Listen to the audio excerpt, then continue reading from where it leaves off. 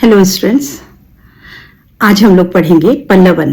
पल्लवन किसे कहते हैं, उसकी परिभाषाओं की व्याख्या, उसके मुख्य तत्व और उसकी आवश्यकता क्यों पड़ती है, उसका महत्व। पल्लवन से अर्थ होता है बच्चों कोई भी चीज को बढ़ा करके लिखना। जैसे अगर आप कोई बीज जमीन में बो दें तो क्या होगा, पानी देंगे, खाद देंगे, फिर धीरे धीरे उसमें से छोटा सा अंकुर फूटेगा और वो बड़ा पेड़ बन जाएगा और पेड़ बड़ा हो जाएगा और फिर पत्तों से भर जाएगा। तो हम ये कहते हैं इस पेड़ में पल्लवन हो गया, यानी पत्तों से भर गया। तो कोई भी चीज का विस्तार होना पल्लवन कहलाता है।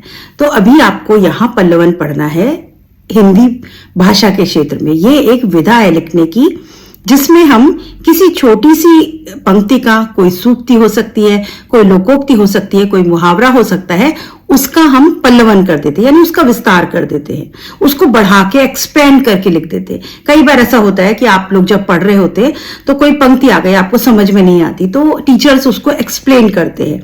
तो वो जो एक्सप्लेनेशन है वो पल्लवन होता है। और अक्सर से कुछ बड़े महान विद्वान लोग अपनी कोई बहुत गूढ़ बात को बहुत छोटे में लिख देते हैं। उसका अर्थ जो उन्होंने समझा, अगर उसका पल्लवन ना किया जाए तो सबको समझ में आए, ये जरूरी नहीं। तो इसीलिए पल्लवन की आवश्यकता होती है। कुछ बातों को विस्तार से समझने के लिए पल्लवन जरूरी होता है। पल्लवन का अर्थ क्या हुआ? भाव पल्लवन का अर्थ है किसी भाव का विस्तार करना, यानी कोई भी भाव, कोई भी बात, उसका विस्तार कर देना, बढ़ा देना। विस्तार मतलब बढ़ा करके बताना।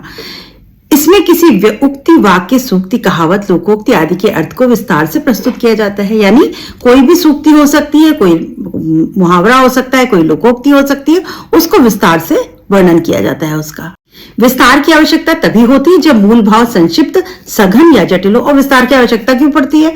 अगर कोई बात बहुत कठिन शब्दों में या बड़ी गूढ़ बात, कोई बहुत कठिन बात, जटिल बात लिख दी गई है छोटे से वाक्य में और उसको एक्सप्लेन नहीं किया गया, तब हमको उसके पल्लवन की आवश्यकता होती है। जैसे कोई फॉर्मूला है, आप अगर साइंस पढ़ी हो, साइंस वाले बच्चे समझ सकते, कोई फॉर्मूला होगा, अभी उस फॉर्मूले को एक्सप्लेन ना किया जाए तो आपको समझ में नहीं आएगा कि यहाँ पर जो ये LP जो भी लिखा हुआ है इसका क्या अर्थ है। तो हम क्या करते हैं, उसको एक्सपेंड कर देते हैं, बढ़ा देते हैं, उसको समझा देते हैं बच्चों को, फिर उनको वो फॉर्मूला समझ में आ जाता है। तो पल्लवन मतलब किसी भाव को विस्तार से बताना पल्लवन। उम्मीद है आ गया होगा समझ में। पल्लवन के लिए हिंदी में विस्तरण, अभिवर्धन, गवेषण आदि शब्द भी प्रयुक्त होते हैं। यानी इसको आप पल्लवन कह लीजिए, विस्तार कह लीजिए, विस्तरण कह लीजिए, अभिवर्धन कह लीजिए, गवेषण कह लीजिए, बहुत से शब्दों का प्रयोग किया जाता है। अंग्रेजी में इसे एम्प्लीफिकेशन कहते हैं। एम्प्लीफिकेशन बड़ा आसान है समझना। एम्पलीफायर तो आप सब जानते होंगे। जब शादी पार्टी होती है तो हम क्या करते हैं, एक लाउड स्पीकर लगा देते हैं। क्यों? हम माइक पर बोलते हैं और हमारी आवाज एकदम विस्तार हो जाता है, उसका इतनी लाउड हो जाती है वो, तो सबको पीछे तक सुनाई देती है। कई बार ऐसा होता है ना, लेसन क्लास में पढ़ा रहे हो टीचर और बड़ी कक्षा हो, करीब 50-60 विद्यार्थियों की, तो टीचर क्या बोल रहे हैं पीछे वाले को नहीं सुनाई दे पाता। तो आजकल के जो लेक्चर हॉल्स होते हैं बड़े बड़े, उनमें क्या होता है, माइक लगा होता है, टीचर अपनी बात माइक से कहता है तो पीछे तक के विद्यार्थी को समझ में आता है। तो उसमें क्या होता है, उसमें एम्पलीफाई कर दी जाती है, आवाज को एम्पलीफाई कर देना। तो ऐसे ही किसी भाव को एम्पलीफाई कर देना, उसका विस्तार कर देना, पल्लवन कहलाता है। पल्लवन का अर्थ है विस्तार या फैलाव। पल्लवन संक्षेपण का ठीक विलोम होता है। संक्षेपण मतलब संक्षेप में, शॉर्ट में लिख देना, और पल्लवन मतलब बढ़ा देना। तो पल्लवन और संक्षेपण आपस में विलोम शब्द हैं। संक्षेपण में विस्तृत अंश को संक्षेप में प्रस्तुत किया जाता है। संक्षेपण में बड़ी सी बात को छोटे में कह देते हैं, जबकि पल्लवन में कोई लोकोक्ति या कोई अर्थ गर्भ वाक्य हो उसको विस्तार कर दिया जाता है। स्पष्ट शब्दों में कहें तो संक्षेपण में तथ्य सिकुड़ते हैं और पल्लवन में विस्तार पाते हैं। कोई तथ्य, कोई भी बात जो है वो संक्षेपण में सिकुड़ जाती है, शॉर्ट हो जाती है, पल्लवन में विस्तार हो जाता है। पल्लवन समझ में आ गया होगा। और अगर इसको इस तरह याद करेंगे, एम्प्लीफिकेशन और संक्षेपण का विलोम, तो आपको बहुत अच्छे से समझ में आ जाएगा। हमारे जीवन में संक्षेपण की भांति पल्लवन का भी बहुत महत्व है। अभी हम पल्लवन की बात तो पढ़ रहे हैं, लेकिन अभी आपको संक्षेपण भी पढ़ना पड़ेगा, क्योंकि दोनों बहुत इंपॉर्टेंट है। और लेखन की विधा में ये बड़ी अलग अलग विधाएं हैं और इनका प्रयोग आपको रोजमर्रा के जीवन में पड़ता ही पड़ता है, चाहे आप अंग्रेजी भाषा की बात करें चाहे हिंदी भाषा की बात करें। यहां हम हिंदी भाषा की बात कर रहे हैं तो आजकल कार्यालयी ज्ञान होने के लिए आपको ये सब कुछ पढ़ना पड़ेगा। सब कार्यालयों में इस तरह का काम होता है। आपको कोई बात लिखकर आई है तो उसको एक्सप्लेन करना पड़ेगा या कोई बात को शॉर्ट में समझाना पड़ेगा, तो इन सब का ज्ञान आपको होना चाहिए। भाषाई समाज में रहने वाला हर व्यक्ति सूत्रवाक से अर्थ ग्रहण नहीं कर पाता। सूत्रवाक में निहित अर्थ समाज में रहने वाले हर व्यक्ति की समझ में आए, उसके लिए टीकाएं, भाष्य आदि लिखे गए हैं। भारतीय आर्ष परंपरा में ऐसे सैकड़ों उदाहरण देखे जा सकते हैं। अभी हमारे पास बहुत सी सूक्तियां, बहुत से लोकोक्तियां, बहुत से मुहावरे, बहुत से शॉर्ट सेंटेंसेस, ऐसे वाक्य हैं जो सूत्र वाक्य कहलाते हैं, और हर आदमी उसका अर्थ समझ जाए या छोटा सा बच्चा भी उसकी वो बात समझ जाए, सर नहीं है, ये संभव नहीं है। तो हम क्या करते हैं, उसको हम पढ़ा करके समझाते हैं। जैसे बच्चों को बोलते हैं झूठ बोलना पाप है, छोटे बच्चों को सिखाना है तो कैसे समझाएं झूठ बोलना पाप है, तो हम उसको कहानी के माध्यम से समझाते हैं कि वो एक लड़का था, वो झूठ झूठ बोलता था, भेड़िया आया, लोग दौड़ के जाते थे और वहां कोई नहीं होता था, फिर वो खूब हंसता था। फिर एक दिन सच में भेड़िया आ गया और लोगों ने कहा अरे ये तो झूठ बोल रहा होगा, और भेड़िया उसको खा गया। तो बच्चे को समझ में आ गया, अच्छा झूठ बोलने से ऐसा होता है, ये भेड़िया खा जाता है। तो किसी भी बात को, कोई एक वाक्य वाली बात को विस्तार में समझाने के लिए हमें पल्लवन की आवश्यकता पड़ती है। वस्तुतः पल्लवन का जन्म उन दिनों से मानना चाहिए जब मनुष्य ने अपने संक्षिप्त विचारों को तर्क, कल्पना और शब्दों का पट पहनाकर विस्तार देना सीखा। पल्लवन तब से शुरू हुआ जब अपनी बातों को हमने बढ़ा चढ़ा के विस्तार में कहना शुरू किया। हिंदी में ऐसी हजारों सूक्तियां और कहावतें प्रचलित हैं जिनके अर्थ ऊपर से तो स्पष्ट हैं, किंतु उसका अर्थ विस्तार करने पर उसके भाव पूरी तरह स्पष्ट हो जाते हैं। लेखन की इस क्रिया को ही हिंदी में पल्लवन कहते हैं। हिंदी में बहुत सारे वाक्य, बहुत सारी सूक्तियां ऐसी हैं जो आपको लगा अरे इसमें क्या है, लेकिन अगर उसको एक्सप्लेन किया जाए तो आपको उसके भाव की जो गंभीरता है वो आपको तब समझ में आएगी जब उसका पल्लवन किया जाता है। तो अब बहुत से विद्वानों ने पल्लवन बहुत सी परिभाषाएं दी है, तो अब एक एक परिभाषा को देखते हैं और समझते हैं। बात यही है कि किसी भी छोटी सी बात को विस्तृत रूप में कह देना पल्लवन कहलाता है, समझा के कह देना। अब लोगों ने अलग अलग तरीके से उसको एक्सप्लेन किया, एक एक करके हम समझते हैं। विद्वानों ने पल्लवन पर अपने अपने ढंग से विचार करते हुए उसकी परिभाषा दी, जिसमें से कुछ निम्न है। According to S.T. Imam, amplification is an act of expansion or enlargement of the thought process by manner of representation। यानी हिंदी में समझिए कि एम्प्लीफिकेशन क्या है, बढ़ाना, एक्ट ऑफ एक्सपेंशन, एक्सपेंड कर देना, ऐसा कार्य जिसमें हम किसी चीज को एक्सपेंड कर देते हैं, और एनलार्जमेंट या बड़ा कर देते हैं, of thought process by manner of representation, जो कि हमारा थॉट प्रोसेस है उसको हम लोगों को समझा के बड़ा करके समझा देते हैं। It is a diffusive discussion, it is dilating upon all the particulars of the subject by way of illustration and various example of proof and proofs। यानी हम बहुत सारे उदाहरण देके, बहुत सारे प्रूफ दे करके हम अपनी बात को, विषय को समझा देते हैं लोगों को। कोई बड़ी कठिन बात लिखी है, स्ट्रॉन्ग बात लिखी है, उसको हमने डाइल्यूट कर दिया। डाइल्यूट मतलब उसको पतला कर दिया और आपको समझा दिया। जैसे आपको चीनी की चाशनी होती है, वो बिल्कुल कंसंट्रेटेड होती है, अभी उसको ऐसे पीना मुश्किल होगा तो हम उसमें पानी मिला देंगे, डाइल्यूट करके उसको घोल करके आपको देंगे, आप आराम से पी सकते होंगे। तो बिल्कुल ऐसे ही हम अपनी कठिन बातों को डाइल्यूट करके, उसको एक्सपेंड करके, इलस्ट्रेट करके हम अपनी बात को समझा देते हैं, तो उसे पल्लवन कहते हैं। अर्थात पल्लवन विचारों के विस्तारण, संविकासन की एक प्रक्रिया है, अर्थात अभिव्यक्ति की एक प्रक्रिया विचारों का पल्लवन होता है। यह दृष्टांत विभिन्न उदाहरणों की सहायता से संबंधित सभी विवरणों को पल्लवित करता है, यानी इसी बात को हिंदी में समझाया गया है। अभी डॉक्टर मुंशी राम शर्मा जी कहते हैं कि वस्तुतः किसी सूत्रबद्ध अथवा सुगुम्फित विचार या भाव के संविकासन को विस्तारण कहते हैं।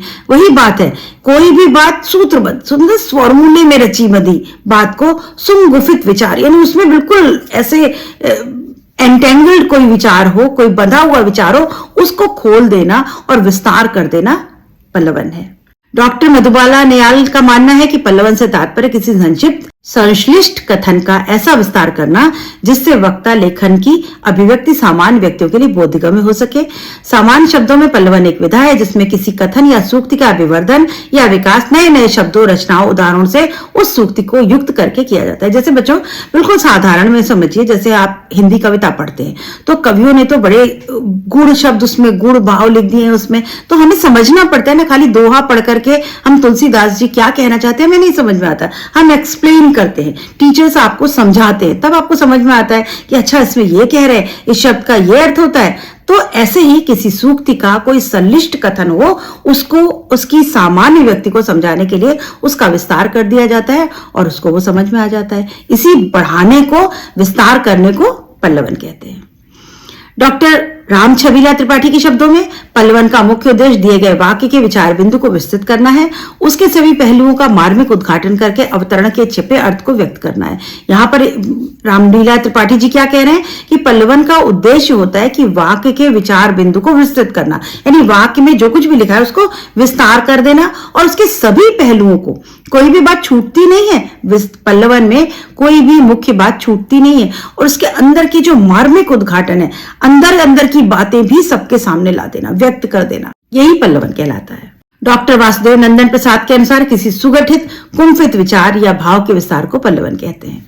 विद्वानों की उपयुक्त परिभाषाओं को देखते हुए पल्लवन के संबंध में एक और परिभाषा यह भी दी जा सकती है कि किसी उक्ति, सूक्ति और बीज वाक्य आदि में निहित मूल संदेश को विस्तार पूर्वक समझने समझाने का प्रयास ही पल्लवन है। अभी कोई भी बात है, उसका जो मूल विचार है, क्या उसके अंदर क्या खास बात निहित है, वो समझाना, समझना और समझाना पल्लवन कहलाता है।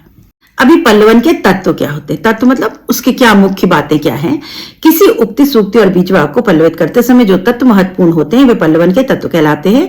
पल्लवन करते समय पल्लवन में इनका समावेश होना नितांत जरूरी। अब जब आपको पल्लवन करने को कहा जाएगा तो मुख्य बातें आपको क्या ध्यान में रखनी है, वही उसके तत्व होंगे, यानी उसकी मुख्य बातें। अन्यथा पल्लवन अपनी पहचान और संप्रेक्षणीयता खो बैठता है।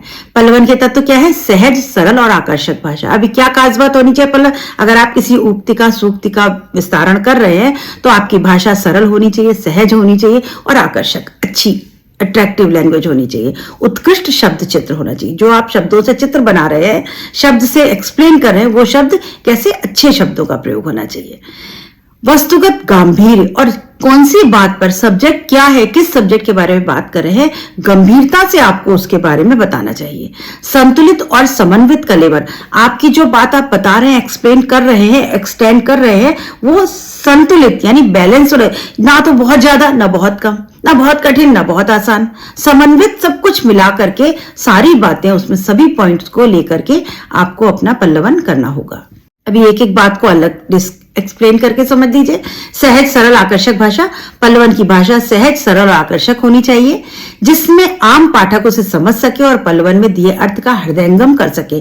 पल्लवन की भाषा आकर्षक होनी चाहिए, पर उसमें पांडित्य प्रदर्शन और चमत्कार उत्पन्न करने की प्रवृत्ति बिल्कुल भी नहीं होनी चाहिए। क्या मतलब है? आपको शब्दों का चयन बहुत अच्छा करना है। भाषा सरल होगी, सहज होगी और आकर्षक होगी कि जिससे किसी भी व्यक्ति को वो बात समझ में आ जाए। बहुत चमत्कार करने की आवश्यकता नहीं कि शब्दों का चमत्कार आप कर दें, आप उसमें बहुत अलंकरण का प्रयोग कर दें, अलंकारों का प्रयोग कर दें, नहीं, आपको बहुत सरल भाषा में उसको लिखना होगा। पल्लवन की भाषा को सर्वथा संप्रेक्षणीय होना चाहिए। क्या खास बात है? संप्रेक्षण मतलब कम्युनिकेटिव, यानी जो बात मैं कह रही हूं, क्योंकि एक तो पहले ही उक्ति तो कठिन है, अब मैं उसको और कठिन शब्दों में समझाऊंगी तो पल्लवन किस बात का, तो मुझे बहुत सरल भाषा में वो बात बता देनी है जिससे कि सामने वाले को संप्रेक्षण हो जाए, यानी वो कम्युनिकेट हो जाए, वो बात बहुत अच्छी तरह से समझ में आ जाए। जैसे बच्चों, बिल्कुल सिंपल उदाहरण आपको समझ में आएगा कि आपने ये पाठ पढ़ा, ये आपको नोट्स मिले, आपने ये पढ़ा, अभी आपको क्लियर नहीं हो रहा, तो क्या करना पड़ेगा? इन्हीं बातों को हम एक्सप्लेन कर रहे हैं। मैं क्या कर रही हूं? ये जो नोट्स है इनको मैं एक्सप्लेन कर रही हूं, तो मेरे एक्सप्लेन करने से, बढ़ा चढ़ा के बताने से, उसके कुछ उदाहरण देकर समझाने से आपको यही बात समझ में आ जाएगी। तो मेरी भी भाषा अगर कठिन होगी तो आपको कैसे समझ में आएगी? तो मुझे कैसी भाषा रखनी? सरल होनी चाहिए, सहज होनी चाहिए, आकर्षक भी होनी चाहिए, कुछ अट्रैक्टिव मैं आपको दूंगी तभी आप मेरा वीडियो देखेंगे, तो और संप्रेक्षणीय होनी चाहिए, यानी मेरी बात आपकी समझ में आनी चाहिए, तभी उसे हम पल्लवन कह सकते हैं। दूसरा, उत्कृष्ट शब्द चित्र। पल्लवन करते समय ऐसे शब्दों का चयन करें जिसे पढ़कर पाठक के मन मस्तिष्क पर तथ्य और घटना का बिंब स्वतः उभरे। यह वो सर्वविदित है कि उत्कृष्ट शब्द चित्र किसी भी रचना के पाठ की आस्वाद को बढ़ाते। अगर मैं कोई ऐसे ही बोलचाल की भाषा के शब्दों का प्रयोग करूं तो आपको सुनने में मजा नहीं आएगा। पाठक जो होता है, हिंदी पढ़ने वाला, विषय पढ़ने वाला, उसको शब्द भी अच्छे चाहिए। तो कैसे शब्दों का प्रयोग करना है? बहुत उत्कृष्ट शब्दों का। उत्कृष्ट से मतलब कठिन से मतलब नहीं है, अच्छे शब्दों का प्रयोग करना है जिससे कि पाठक को समझ में आ जाए। वस्तुगत गांभीर्य। पल्लवन में हमेशा वस्तुगत गांभीर्य का ध्यान रखना चाहिए। इसमें ऐसे प्रकरण बिल्कुल भी नहीं छूटने चाहिए जिनका संबंध अनुभूत सत्य और जीवाणु अनुभव से हो, यानी आपको पूरी गंभीरता से उसका पल्लवन करना होगा, कोई बात छूटने ना पाए। उसमें क्या खास बात कही गई है वो आपको अपने पल्लवन के द्वारा समझानी ही होगी। इसीलिए जीवन के उपेक्षित और साधारण समझे जाने वाले अनुभवों को भी इसमें शब्द का पट पहनाना जरूरी है। जो आपके अनुभव हैं, जो जीवन की सच्चाई है, उसको हम शब्दों के माध्यम से, कहानी के माध्यम से पल्लवन में विस्तार देते हैं, तभी वो बात आसान हो जाती है। क्योंकि असल में इन्हीं के साथ वस्तुगत गांभीर्य का अटूट संबंध है और इसी को गांभीर्य कहा जाता है। गांभीर्य समझ रहे हैं ना? मतलब सीरियस होकर बात करनी, मजाक में नहीं उड़ानी है बात को। जो भी बात कही उसको बहुत अच्छे से समझा करके बात को लिखना चाहिए, उसको विस्तार देना चाहिए। संतुलित और समन्वित कलेवर। पल्लवन का कलेवर सदैव संतुलित और समन्वित होना चाहिए। उसमें प्रत्येक वाक्य क्रमबद्ध तरीके से होना चाहिए, यानी सीक्वेंस में होना चाहिए। ये नहीं कि पहले ऊपर की बात कह दी, फिर नीचे कह दी, फिर बात की कह दी, कहीं भी कुछ भी लिख दिया। सीक्वेंस, एक क्रम होना चाहिए। पल्लवन में कहीं भी किसी प्रकार का शैथिल्य नहीं। शैथिल्य मतलब आपके स्पीड में ब्रेक नहीं लगना चाहिए, मतलब प्रवाह होना चाहिए, फ्लो होना चाहिए। जो आप कह रहे हैं वो फ्लो हो, ऐसा नहीं लगे कि पढ़ने वाला बोर होने लग जाए। तो आपको अच्छा समन्वित कलेवर होना चाहिए। कलेवर मतलब विषय।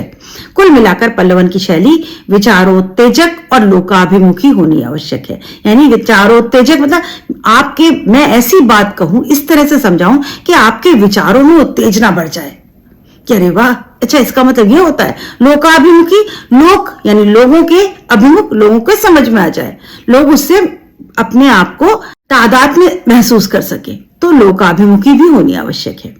अब पल्लवन की प्रक्रिया। अब इसकी क्या प्रक्रिया है, कैसे किया जाता है? पल्लवन की प्रक्रिया संक्षेपण प्रक्रिया का विलोम है, हम समझ चुके हैं। संक्षेपण में मूल सामग्री संक्षिप्तीकरण हो जाता है, जबकि पल्लवन में मूल कथन का सूक्ति को विस्तार दे दिया जाता है। पल्लवन में मूल कथन की खंडन मंडन की स्वतंत्रता पल्लवक के पास नहीं होती। अभी आप पल्लवन में जो मूल कथन है, जिस बात का पल्लवन आप कर रहे हैं, उसका खंडन मंडन नहीं कर सकते आप। आपके पास ऐसा कोई राइट, ऐसी कोई फ्रीडम नहीं है कि आप उस बात का अरे नहीं ये बिल्कुल गलत कहा है, ये बिल्कुल सही कहा है, ऐसा आप नहीं कह सकते। सत्यमेव जयते, अगर ये एक सूक्ति है तो सत्य की सदा विजय होती है। अब आप इसमें अपना उसको आप तोड़ नहीं सकते। नहीं अभी सत्य की कहाँ विजय होती है, अब पहले कभी हुआ करती होगी, अब नहीं होती, ऐसी बात आप नहीं कर सकते। आपने अगर इस सूक्ति का पल्लवन करना है तो आपको इसी के पक्ष में उसको विस्तार देना होगा। किसी भी उक्ति, सूक्ति, मूल कथन और बीज वाक्य का पल्लवन करते समय निम्नलिखित बातों का ध्यान रखा जाता है। क्या है वो? बीज वाक्य को ध्यानपूर्वक बार बार पढ़ना चाहिए जिससे उसका मर्म अच्छी तरह समझ में आए। कैसे करेंगे? कोई वाक्य आ गया, उसको बार बार पढ़िए, उसका अर्थ पहले समझने की कोशिश करिए। सहायक विचारों को समझने का प्रयास, सूक्ति, उक्ति और कथन के आदि को बार बार पढ़ते समय मूल विचार और भाव के नीचे दबे दूसरे सहायक विचारों को समझने और उन्हें पकड़ने का प्रयास करना चाहिए। अभी आप पहले मूल भाव समझिए, फिर उसके अंदर और क्या बात कही होगी, ये बात किससे जुड़ी है, तो उसके सहायक जो विचार है वो भी आपको समझने पड़ेंगे। निहित विचारों का अनुच्छेद में रूपांतरण। अब जो भी विचार उसमें, उसको एक अनुच्छेद मतलब पैराग्राफ में, उसको आप पैराग्राफ बना करके लिख सकते हैं। मुख्य गौण और सहायक विचारों को समझ लेने के बाद प्रत्येक निहित विचारों को अनुच्छेद के रूपांतर कर लेना चाहिए, ताकि कोई भी भाव का विचार आप एक दो अलग अलग भाव के अनुसार आप अनुच्छेद लिख सकते हैं। उद्धरण और उदाहरण का प्रयोग। विचारों का विस्तार देते समय आप कथन की पुष्टि के लिए उद्धरण और उदाहरण भी आप दे सकते हैं। उसमें अप्रासंगिक बातों का बहिष्कार पल्लवन में हमेशा करना चाहिए होता है, इसका ध्यान रखना चाहिए। जैसे कहीं भी अप्रासंगिक बातों का अनावश्यक विस्तार ना हो। आपको बेमतलब की अप्रासंगिक बातें नहीं, अप्रासंगिक मतलब कॉन्टेक्स्ट से अलग जाकर के बात या कोई अननेसेसरी कोई भी बात नहीं करनी है। जितना उसमें लिखना जरूरी है बस उतना ही लिखना है आपको। मूल भावों का विस्तार। किसका विस्तार करना है? जो मूल कथन है उसका विस्तार करना है। और कैसा विस्तार कि आत्मा झंकृत हो उठे, मतलब इस तरह से आपको एक्सप्लेन करना है कि आपके अंदर तक, आत्मा तक झंझना उठे। यानी क्या कहने का मतलब है कि आपको बात बिल्कुल अंदर तक समझ में आ जाए, उसका मूल भाव उस बात का पूरी तरह समझ में आ जाए। भाषा और शैली का ध्यान क्या रखना है कि भाषा सरल, सहज, सुबोध, परिनिष्ठित यानी उत्कृष्ट शब्दों का प्रयोग, विषयानुकूल, विषय से अनुकूल होनी चाहिए। इसके वाक्य छोटे छोटे होने चाहिए, वाक्य में क्रमबद्धता होनी चाहिए, सीक्वेंस होना चाहिए। पल्लवन के लेखन में अलंकृत भाषा सर्वथा वर्जित है। अलंकारों का प्रयोग या बड़ी रचनात्मक सुंदरता बनाने के चक्कर में क्लिष्ट शब्दों का प्रयोग करना बिल्कुल वर्जित है, नहीं, अलाउड नहीं। भाषा की भांति पल्लवन में शैली का भी विशेष महत्व होता है। पल्लवन में हमेशा व्यास शैली अपनाई जानी चाहिए, ना कि समास शैली। समास मतलब बात को छोटा करना, व्यास मतलब बढ़ा देना।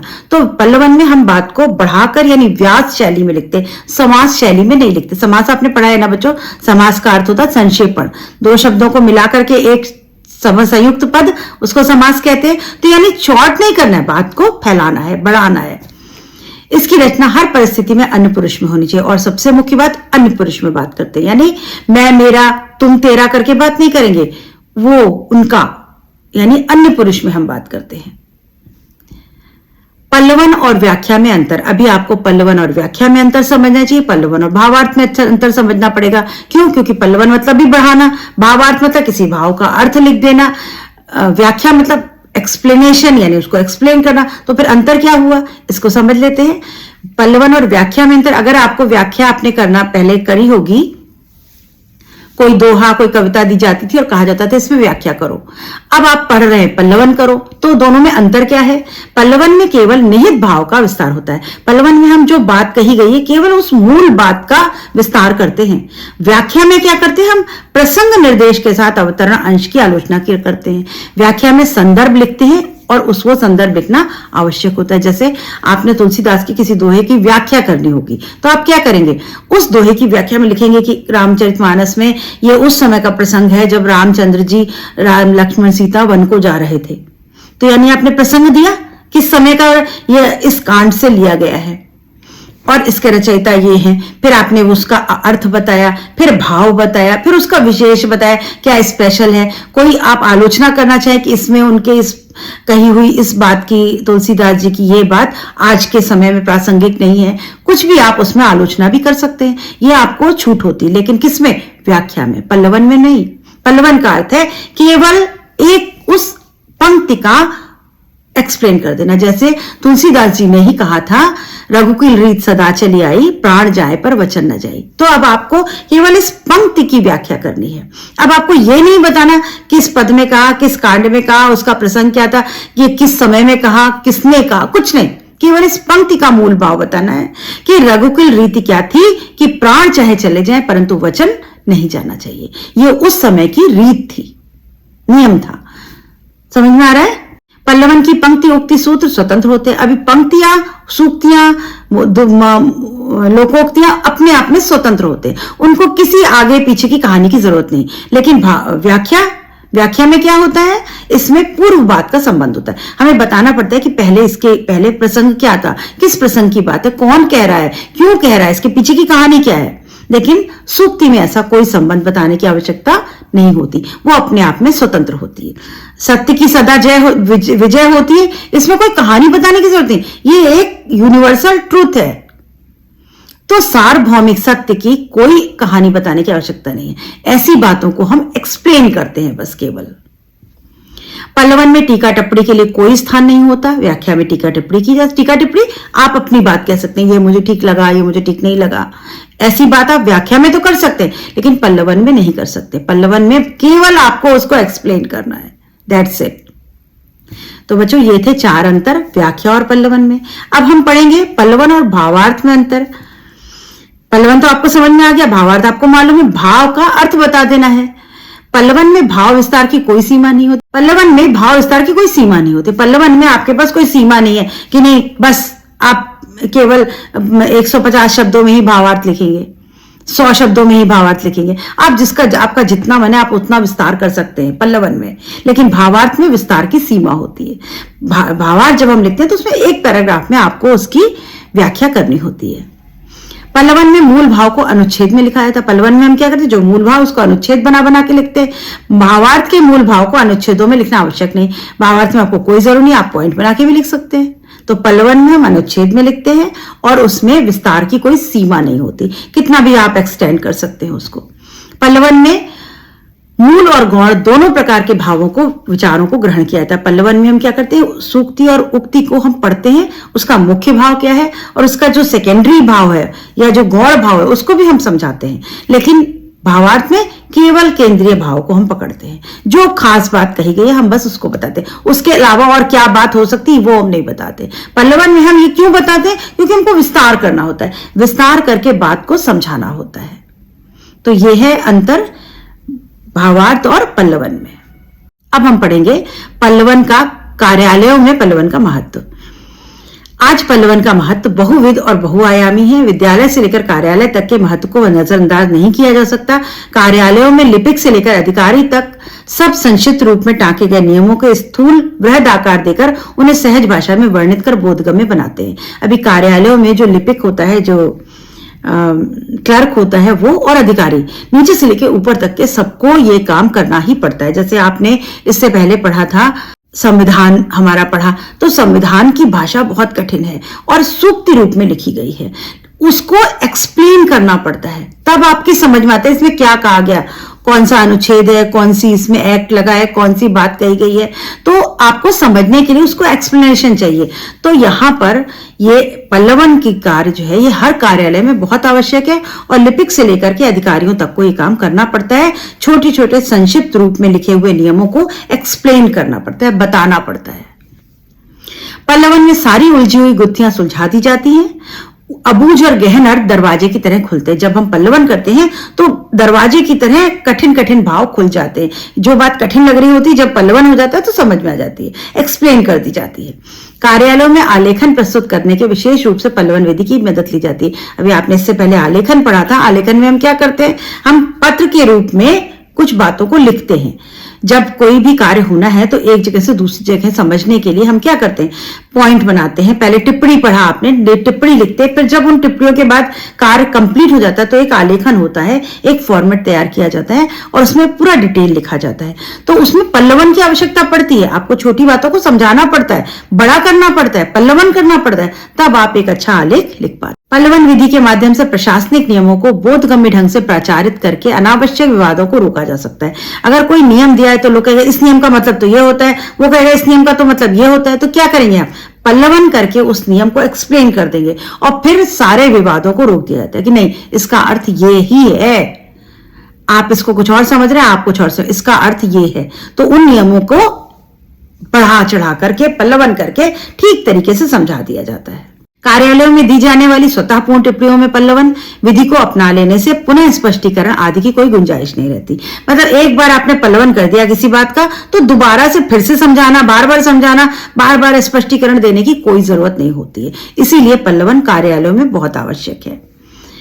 इससे तत्काल किसी मामले में निर्णय लेना आसान होता है। अगर किसी नियम का पल्लवन किया हुआ है, एक्सटेंशन करा हुआ है, लिखा हुआ है, तो आप बस उसको पढ़ेंगे डिटेल और आप अपना काम कर लेंगे। तो पल्लवन करने से काम आसान हो जाता है। नियमों को समझा करके लिख दिया जाता है कहीं पर पल्लवन करके। इसी तरह कार्यालयीन कामकाज को बोधगम्य, त्वरित और लोकाभिमुखी बनाने में पल्लवन का बहुत महत्व निर्विवाद है। यानी जब पल्लवन किया जाता है तो कार्यालयों में इसकी बहुत आवश्यकता पड़ती है, क्योंकि कार्यालयों में पूरी पूरी लॉग बुक होती है बच्चों, नियम की पूरी किताब पोथी होती है। अब हर नियम को समझ पाना सबके लिए आसान नहीं है, कठिन कठिन शब्द होते हैं उसमें और शॉर्ट में लिखा होता है, तो उसका पल्लवन किया जाता है, एक एक नियम को अच्छी तरह एक्सप्लेन किया जाता है, फिर उसको पढ़ करके लोग सब समझ जाते हैं। आप लोगों को भी करना पड़ेगा। आप जब नौकरी में जाएंगे तो आपको आपका एक कोड ऑफ कंडक्ट मिल जाएगा ऑफिस से, तो अब आप उसको समझेंगे, इसका मतलब क्या होता है, मेरे पास कितनी छुट्टियां हैं, मैं कितनी छुट्टी ले सकता हूं, कब ले सकता हूं। तो आपको खाली नियम पढ़ के नहीं समझ में आएगा, उसका डिटेल पढ़ के समझ में आएगा, पल्लवन पढ़ के समझ में आएगा कि अच्छा मैं इस मौके पे छुट्टी ले सकता हूं, इस छुट्टी के पैसे कटेंगे, ये छुट्टी मुझे मिल जाएगी। तो पल्लवन जो है, एक्सटेंशन जो है, एम्प्लीफिकेशन जो है, ये कार्यालयों में बहुत आवश्यक है। तो उम्मीद करती हूं पल्लवन समझ में आया होगा। अभी इसका उदाहरण देख लेते हैं बच्चों। एक उदाहरण यहाँ वीडियो में देख लेते हैं। आप अपनी पुस्तक में बहुत सारे उदाहरण देख सकते हैं। जैसे एक सूक्ति है, थोथा चना बाजे घना। थोथा मतलब खाली चना। अगर खाली चने होते हैं जो जिनमें अंदर कुछ होता नहीं, ऐसे चने होते हैं ना बेकार वाले, उनको एक डब्बे में रख दो और ऐसे से हिलाओ तो वो ज्यादा आवाज करते हैं, ठन ठन ठन ठन बोलते हैं। और अगर मजबूत चने होते हैं जिनके अंदर सब पल्प उसका होता है तो उनकी आवाज कम होती है। तो इस पंक्ति का साधारण अर्थ तो ये हुआ, लेकिन इसका गूढ़ अर्थ क्या है? थोथा चना बाजे घना, जिनके अंदर कुछ नहीं होता, जो अंदर से खोखले होते, वही बड़ी बड़ी बातें करते हैं।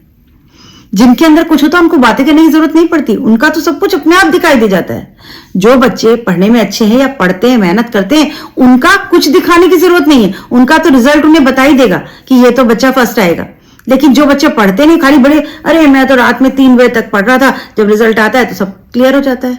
तो आवाज कौन करता है? थोथा चना, यानी जिसके अंदर कुछ नहीं होता, हॉलो, वो चीजें ज्यादा आवाज करती। हॉलो वेसल्स मेक नॉइज, ये अंग्रेजी की कहावत है कि जो खाली डिब्बा होता है वो ज्यादा आवाज करता है, भरा डिब्बा इतना आवाज नहीं करता। जैसे आपने देखा होगा कि कमरा अगर खाली हो, उसमें फर्नीचर नहीं तो वो गूंजती है, आवाज गूंजती है, और कमरे में फर्नीचर भर दो तो आवाज नहीं गूंजती।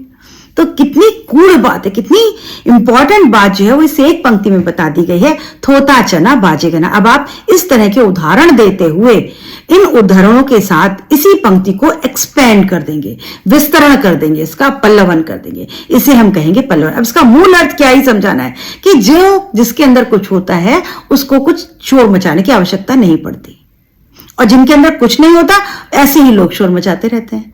बात यही है, लेकिन अब आपको इसको विस्तार में समझाना होगा कि कोई भी जिसको कि हिंदी नहीं आती, जिसको कि अर्थ नहीं पता, इसका अर्थ ना समझ सके, उसे भी बात समझ में आ जाए। तो अब इसका पल्लवन पढ़ते हैं। ये प्रसिद्ध लोकोक्ति है जिसका अर्थ यह है कि जो चना अंदर से खोखला होता है वो हिलाने पर आवाज करता है। इस लोकोक्ति का भावार्थ यह है कि जो व्यक्ति कम ज्ञानी होता है वो ज्ञानी होने का दिखावा बहुत करता है और बड़ी बड़ी बातें करके अपनी कमी को छुपाने का प्रयास करता है, और ये दिखाने का प्रयत्न करना ही वो अपने लिए सर्वश्रेष्ठ है। वो ये दिखाने का प्रयत्न करता है कि वो सर्वश्रेष्ठ है। पल्लवन से किसी बात को एक अलग और विशिष्ट अर्थ में प्रयुक्त किया जाता है, जिससे उन बातों को एक नया रूप और अर्थ मिलता है। यानी अब आपने इसको एक्सप्लेन कर दिया, एक पैराग्राफ में अनुच्छेद के रूप में कर दिया। अगर आपको कोई शब्द सीमा दी है तो आप उतने तक करिए, नहीं तो आप अच्छा खासा एक बड़ा पैराग्राफ लिखिए। एक्सटेंड करते हो, आपको कोई उदाहरण याद आ जाए, जैसे मैंने आपको और उदाहरण दिया, ऐसे कोई उदाहरण देकर के आप इसका विस्तार कर सकते हैं।